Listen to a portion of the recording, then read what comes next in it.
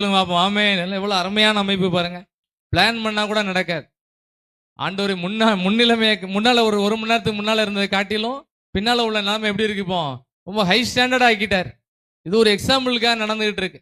இதை விட நம்ம லைஃப் நல்லா இருக்கும். ஆமென். எல்லாம் ஆமென் சொல்லுங்க. அதனால நல்ல ஆவிக்குரிய வார்த்தையை சொல்லும் போது ஒரு உற்சாகமான பலனை ஆண்டு தருவார். எங்கேயுமே நடக்காத அற்புதங்களை செஞ்சாரு. யோபுவோட வாழ்க்கையில அவர் சீரோக்கு போயிட்டார். வார செய்தி எல்லாம் யோபுவுக்கு ஒரு நெகட்டிவான செய்தியாவே வந்துகிட்டே இருக்கு. எப்போ பார்த்தாலும் அவருக்கு வார போன் எல்லாம் ஒரு முடியாது, நடக்காது, அப்படி ஆயிட்டு இப்படி ஆயிட்டுன்னு எல்லாம் துக்ககரமான செய்தியாவே யோபுவுக்கு வந்துட்டே இருந்துச்சு. ஆனா அப்படிப்பட்ட நிலைமையிலையும் யோபுவை கர்த்தர் நல்லா ஆசீர்வதிச்சார். கை உயர்த்தியெல்லாம் பார்த்துக்கிட்டே இருக்கேன். எத்தனை பேர் உயர்த்துறீங்கன்னு பார்க்குறேன். ஆண்டவர் மேலே ஸ்கேன் பண்ணுவார், மேலேயே ஸ்கேன் பண்ணுவார், கைகளெல்லாம் ஸ்கேன் பண்ணுவார். இந்த வார்த்தையை யாரெல்லாம் நம்புறீங்களோ அவங்களெல்லாம் ஸ்கேன் பண்ணுவார். கொஞ்ச நேரம் கழிச்சு இந்த வசனம்லாம் மறந்து போயிடும். பல கதைகள் வரும்போது நம்ம யாரெல்லாம் விசுவாச வார்த்தையை சொன்னீங்களோ அந்த ஃபைலை எடுத்து ஆண்டவர் பார்ப்பாரு.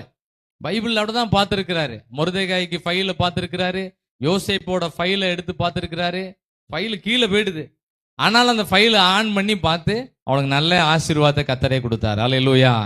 இன்னைக்கு ஆண்டவர் நம்மோடு பேசுகிற வார்த்தை, நம்முடைய முன்னால உள்ள நாட்களை காட்டிலும் பின்னால உள்ள நாட்கள் நல்லா இருக்கும்னு வாசித்துக்கிட்டு இருக்கோம். எப்படி நல்லா இருக்கும்? உலக தோற்றம் முதற்கொண்டு எங்கேயுமே நடக்காத, யாருக்குமே செய்திராத, எங்கேயுமே கேள்விப்பட்டிராத நிறைய அதிசயங்களை ஆண்டவர் நிறைய மேல வச்சிருக்கிறார். ஆமென்.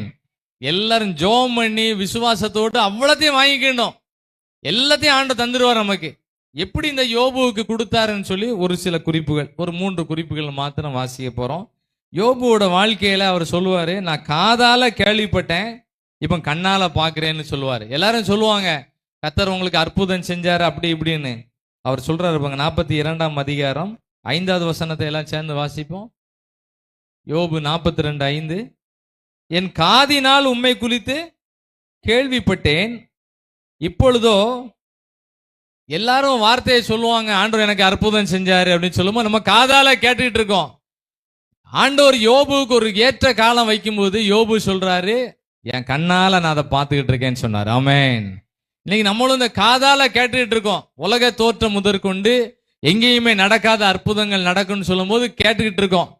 ஒரு காலம் வரும்போது நம்ம கண்ணால அதை என்ன பண்ணலாம், அனுபவிக்கக்கூடிய அளவுக்கு கர்த்தரே நமக்கு அதிசயங்களை செய்வார். ஆமென்.